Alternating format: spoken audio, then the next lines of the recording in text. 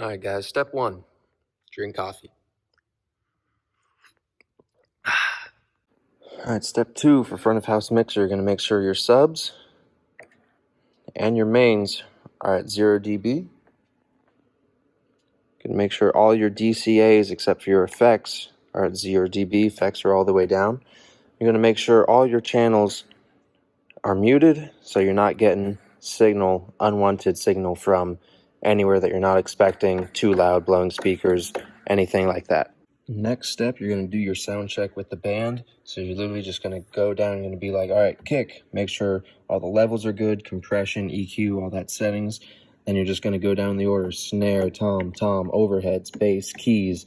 You're going to do every single track, make sure you have sound, make sure you like the way it sounds. You don't need to adjust EQ or compression thresholds, anything like that, and make sure it's all good. And then you're ready for rehearsal.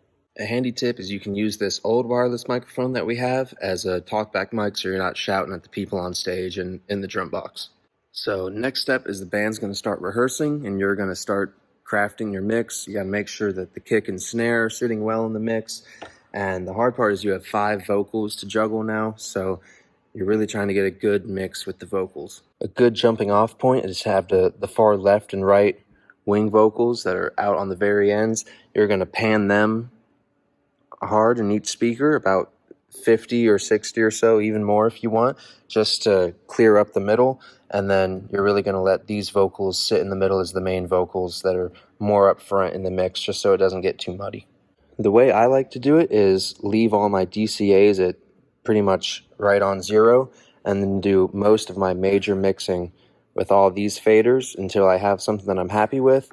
And then that's when, if there's just little minor adjustments that you need to tweak throughout the service, you can make little adjustments on these. Something that I like to do so you're not having to switch between all these different banks of channels is I let this one be 1 through 12, and then you can go down here, hit user 1, and this has all the other channels that you need. So everything you need to mix, you can have right in front of you. You're not switching between different banks of faders. And you can go here, hit DCA, and then you have your effects DCA that you can control here. So there's no switching between different banks. Everything is laid out in front of you that you need, just nice. You don't need to go switching through different banks trying to find something if there's a problem. Your last step is just to constantly monitor your mix. Don't find settings that you like and then just walk away and don't think you need to tweak it anymore.